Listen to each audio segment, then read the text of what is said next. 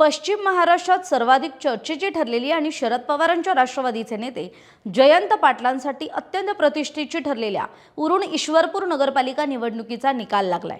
या निवडणुकीत जयंत पाटलांनी आपलं निर्विवाद वर्चस्व सिद्ध करून दाखवलंय। भाजपसह महायुतीतील मित्रपक्षांना धूळ चारली आहे। जयंत पाटील यांचे नगराध्यक्ष पदाचे उमेदवार आनंदराव मालगुंडे तब्बल 7,500 मतांनी विजयी झालेत, तर नगरसेवकांच्या 30 पैकी 23 जागा मिळवत जयंत पाटलांनी आपला बालेकिल्ला पुन्हा एकदा ताब्यात ठेवलाय।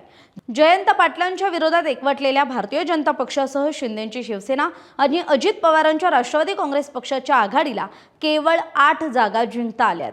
इस्लामपूर म्हणजेच ईश्वरपूर नगर परिषदेच्या मागील निवडणुकीत जयंत पाटलांचा दबदबा असलेली पालिकेची सत्ता विकास आघाडीने आपल्या ताब्यात घेतली होती। मात्र यंदाच्या निवडणुकीत उरुण ईश्वरपूरच्या मतदारांनी या आघाडीला नाकारत जयंत पाटलांना साथ दिली आहे। सर्वात महत्त्वाचं म्हणजे यंदाची निवडणूक विरोधकांनी अतिशय प्रतिष्ठेची केली होती। महायुतीच्या प्रचारासाठी स्वतः मुख्यमंत्री देवेंद्र फडणवीसांनी सभा घेतली होती, तर उच्च शिक्षण मंत्री चंद्रकांत पाटील हे 2 दिवस ईश्वरपूरमध्ये तळ ठोकून होते। राज्यमंत्री योगेश कदम, उद्योगमंत्री उदय सामंत यांनी प्रचारात उडी घेतली होती, मात्र तरीही महायुतीच्या पारड्यात मोठं अपयश आलेलं दिसतंय।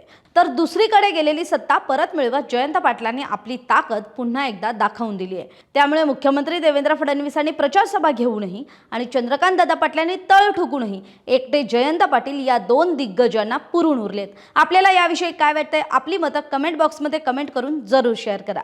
धन्यवाद।